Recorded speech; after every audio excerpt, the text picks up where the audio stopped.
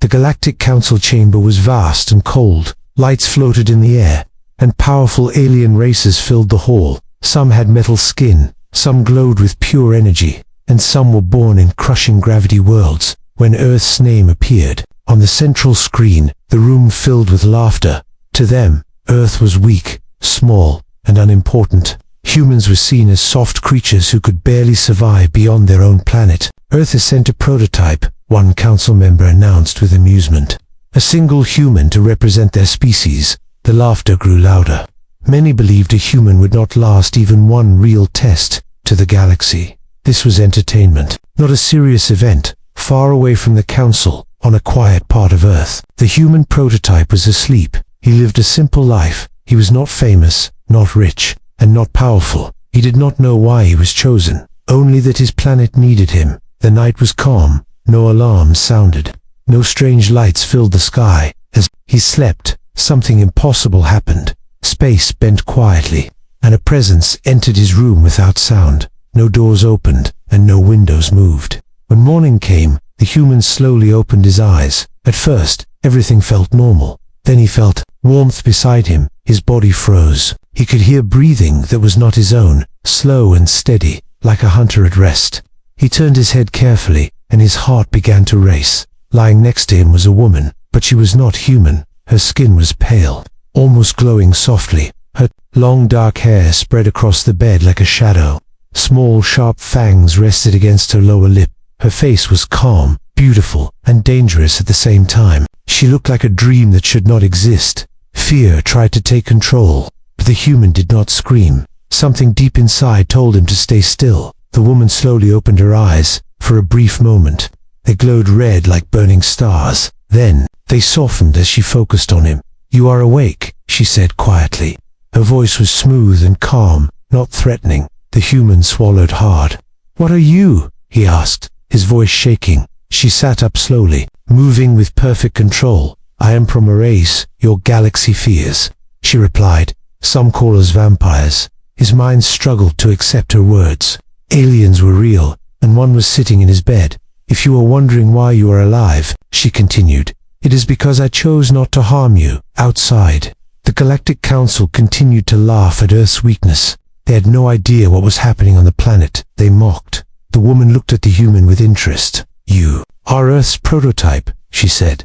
"A symbol your galaxy has judged without understanding." The human felt a strange mix of fear and confusion. "I am just normal," he said. She smiled slightly. "That is what makes you dangerous." At that moment, something changed. The laughter of the galaxy meant nothing anymore. A secret had awakened on Earth. The human did not know it yet, but the future of his planet now rested on this moment, and the galaxy was about to learn how wrong it had been. Morning light slowly filled the small room. The human sat at the edge of the bed, his thoughts confused and heavy. The alien woman stood near the window, watching the sky like it was familiar to her. Silence stayed between them for a long moment. Fear was still there, but curiosity was growing stronger. "You are not afraid enough," the woman finally said. Most beings would be shaking or begging by now. The human looked at his hands, then up at her. "I am afraid," he replied, "but running will not change anything." She turned toward him, clearly interested. "That answer alone proves why the galaxy is wrong about your kind." She introduced herself as Naira. She was from an ancient alien race feared across many star systems. Her people fed on life, energy, and blood. But they were not mindless monsters. "We survive by control," Naira explained, "not by chaos." She told him the truth slowly. The Galactic Council had watched Earth for a long time. They believed humans were weak because humans lacked natural weapons, claws, venom, or armor. "What they never tested," Naira said, "is your mind and endurance." Naira revealed why she had come.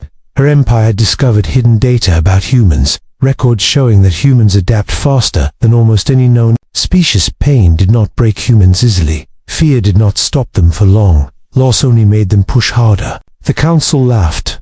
Naira said calmly, "But laughter hides ignorance." The human listened carefully. He never thought of himself as special. To him, survival was just life. Naira stepped closer. "You live in a gravity that would crush many council races," she said. "Your muscles and bones are already trained from birth. She explained that the council planned to take the human prototype soon. They wanted to test him publicly, to prove Earth did not belong among advanced civilizations. Naira did not agree with that plan. If humans were pushed too hard, too fast, the galaxy might create its own destruction. That is why I came first, she said, to observe you without fear or lies. The human finally asked the question, burning inside him. Why me? Naira looked at him with honest eyes.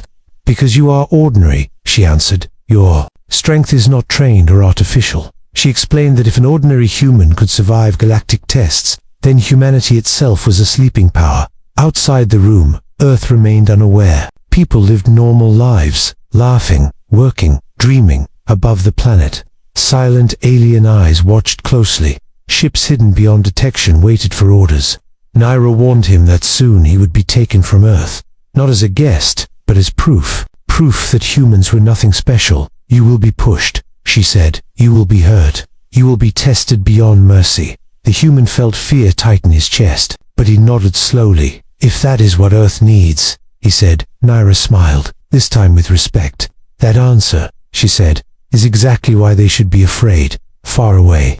The Galactic Council prepared their tests, still laughing, still confident, unaware that Earth's so-called prototype was already changing the balance. The hunt had begun, and humanity was no longer sleeping. The transfer happened without warning. One moment the human stood on Earth, the next, the world around him vanished in white light. When his vision returned, he was no longer on his planet. He stood inside a massive chamber made of dark metal. Cold air pressed against his skin, heavy and sharp. Alien eyes watched him from every direction. Some were filled with curiosity, most were filled with doubt. This is the human, a council, voice announced, so small. Another voice replied. The human remained silent. His heart was racing, but he stood straight. He remembered Naira's words, control, not fear. The first test began immediately. The floor shifted, and gravity increased. 10 times Earth's gravity slammed down on his body. Several alien observers leaned forward. They expected bones to break. They expected screams. The human dropped to one knee. Pain exploded through his muscles. His breath became heavy, but he did not scream.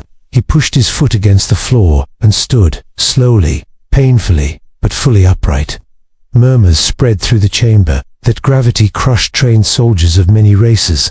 Yet the human stayed standing. The second test followed without rest. Sharp sound waves hit his ears. Lights flashed in violent patterns. The goal was simple. Overload the mind. Break focus. The human closed his eyes. He remembered storms, noise, crowded cities. He had lived with chaos his entire life. When the lights stopped, he was still standing, breathing hard, but calm. Some council members shifted uneasily. This is unexpected, one whispered. The final test was cruelty. A fear projection system activated. It pulled from the deepest memories. The human saw loss, failure, loneliness. His body trembled. Tears filled his eyes. But he did not fall. He took a deep breath and faced it. Because humans did not erase pain, they carried it, high above, hidden from the council. Naira watched silently. Her expression was calm, but her eyes burned. The mistake has already been made, she thought. The human collapsed only after the test ended. Not broken, not defeated. The chamber was silent. Laughter was gone. For the first time, the Galactic Council felt something new. Uncertainty. They had wanted proof of weakness. What they found instead was endurance, and the galaxy had only just begun to understand its error. The council chamber was silent. No laughter returned. Only quiet breathing and shifting shadows filled the air. The human lay on the cold floor, exhausted. His chest rose and fell slowly. Every muscle burned. Every thought felt heavy. He should be dead, one council member whispered. No. Species survives all 3 tests. Medical drones scanned the human's body. Bones were stressed but intact. Organs were strained but stable. He is still alive. Another voice said, disbelief clear. The human slowly opened his eyes. Pain flashed through him, but he forced himself to sit up. Around him stood beings far stronger in appearance, taller, heavier, armored by nature, yet they stared at him with unease. This was meant to be a demonstration, the council leader said, a lesson about weakness. Naira stepped out from the shadows above. Her presence alone changed the air. Several council members stiffened in fear. "You got your lesson?" Naira said calmly. "Just not the one you expected." She descended into the chamber, her eyes fixed on the council. "You judged humanity by claws and armor," she continued. "You ignored adaptation, endurance, and will." The council leader tried to speak. "Humans are still fragile." Naira pointed at the human. "He endured pain designed to break predators," she said. "He faced fear created to destroy minds." The human struggled to his feet. Naira moved closer, steadying him without effort. "He is ordinary," she added, "and that is the terrifying part." The chamber erupted in quiet tension.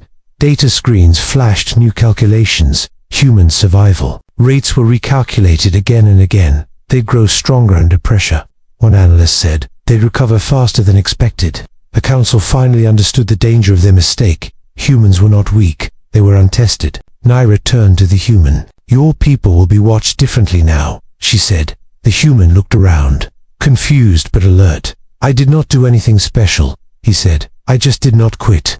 That simple statement echoed through the chamber. Several council members lowered their gaze. A decision was forced upon them. Earth could no longer be treated as insignificant. Ignoring humanity was no longer an option. Earth will be reclassified. The council leader announced reluctantly. Observation level increased.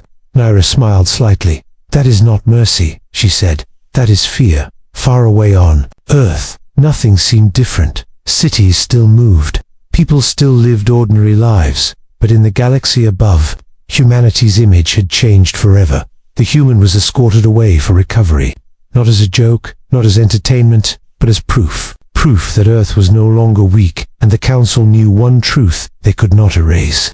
If this was what one ordinary human could endure, then humanity as a whole was something the galaxy was not ready to face. The laughter had died, and something far more dangerous had taken its place. The galaxy did not forget what happened in the council chamber. News spread quietly at first. Whispers moved between star systems. A human had survived, not a warrior, not a modified soldier, just an ordinary human. Observation ships were placed around Earth, not to attack, but to watch. For the first time, humanity was no longer ignored. Alien analysts studied human history, wars, disasters, survival against impossible odds. They saw a pattern they had missed before. Humans broke, but they rebuilt. Humans fell, but they stood again. The human prototype. Criff covered slowly, his body healed with time and rest. Naira stayed close, silent but protective. "You changed nothing on purpose," she told him, "yet everything has changed." The council called for another meeting. This time, no laughter filled the hall, only caution. "Earth is evolving faster than expected," one member said. "They grow stronger through struggle." Another spoke with fear. "If they reach the stars united, they will not kneel." Naira stood before them once more. "Humans do not seek dominance," she said. "They seek survival and meaning." The council faced a choice: suppress humanity now, or accept them as equals later. Fear pushed them toward diplomacy. An alliance was proposed, not out of kindness, but out of respect earned through endurance. The human prototype was given a message to send home. A simple warning, and a simple truth. "You are not alone," he said into the recording. "The galaxy is watching now, on Earth." Leaders listened carefully. Scientists worked faster. People looked toward the sky with new eyes. Humanity did not celebrate. They prepared. Naira watched the planet from orbit. A species that prepares instead of boasting, she whispered, is the most dangerous of all. The council officially reclassified Earth from insignificant world to emerging power. Trade routes shifted. Borders were redrawn. Plans were changed. Those who once laughed now measured their words, because laughter had cost them certainty. The human prototype returned home quietly. No parade, no glory. He returned to normal life. But nothing was truly normal anymore. Above Earth, alien ships remained at a distance, not as hunters, but as observers. Naira prepared to leave, her mission complete, yet her interest remained. "Your people will shape this galaxy," she told him, "whether you want to or not." He looked at the sky and spoke softly. "Then we will try to do it right, far across the stars." A new understanding took root. Humanity was not loud, not flashy, not cruel by nature. But when tested, when pushed, when underestimated, they endured. The galaxy had laughed at Earth prototype. Now it watched humanity rise, carefully, quietly, and with growing fear. Because the most dangerous species was not the strongest, it was the one that refused to give up.